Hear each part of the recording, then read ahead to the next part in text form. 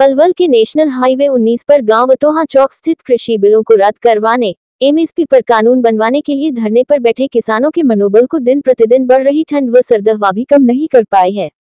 किसानों ने धरना स्थल पर दूसरे दिन 24 घंटे की सांकेतिक भूख हड़ताल भी जारी रही। दूसरे दिन की भूख हड़ताल में बदलकर 11 किसान बैठे, जबकि पहले दिन भूख हड़ताल बैठे किसानों ने 24 घंटे बाद अपने उपवास को समाप्त किया। समाज सेवी श्रीदानंद सरस्वती, पलवल के गांव औरंगाबाद निवासी किसान सुरेश कुमार व एमपी से अखिल भारतीय किसान सभा के प्रदेशाध्यक्ष रामनारायण कोरिया ने कहा कि आने वाले दिनों में आंदोलन को तेज गति देकर और मजबूत किया जाएगा। जब तक उनकी मांगों को नहीं माना जाता वो पीछे हटने के लिए तैयार नहीं है, चाहे समय कितना भी लगे। मोदी सरकार को उनकी मांगों पर विचार करना ही होगा। उन्होंने बताया कि हमने पहले ही तय किया था कि जब तक हमारी मांगें नहीं मानी जाएंगी हम आंदोलन को लगातार तेज करते जाएंगे।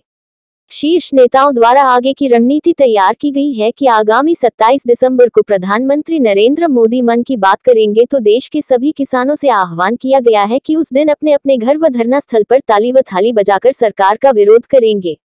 उन्होंने बताया कि भूख हड़ताल का आशय है कि इस देश का अन्नदाता जो सबका पेट पालने के लिए अनाज पैदा करता है, आज केंद्र सरकार की किसान विरोधी नीतियों की वजह से परेशान है।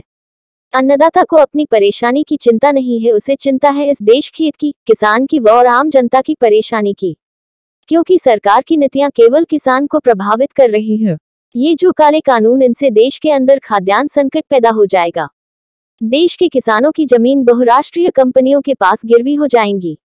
यदि देश में खाद्यान्न संकट पैदा हो गया तो देश रोटी के लिए विदेशों पर आधारित हो जाएगा।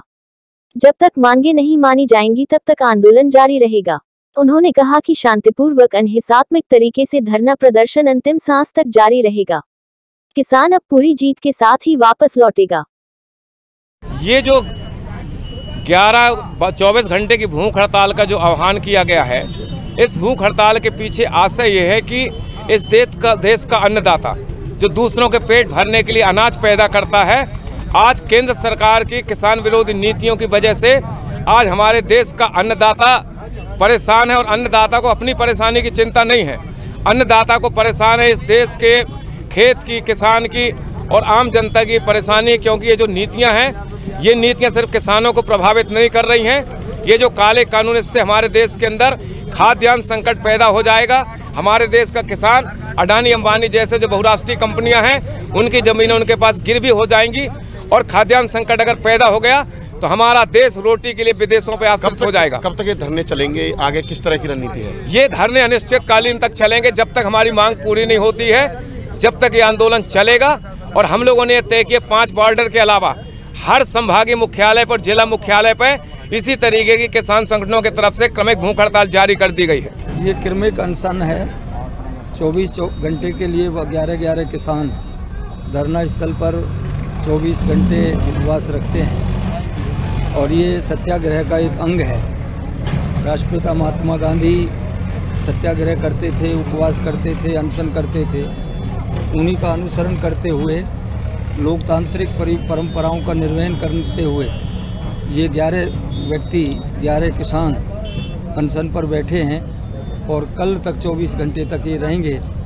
जो अब तक बैठे थे उनका अनशन पूरा हो गया, अब ये बैठे हैं, उनके बाद क्रम से और बैठेंगे।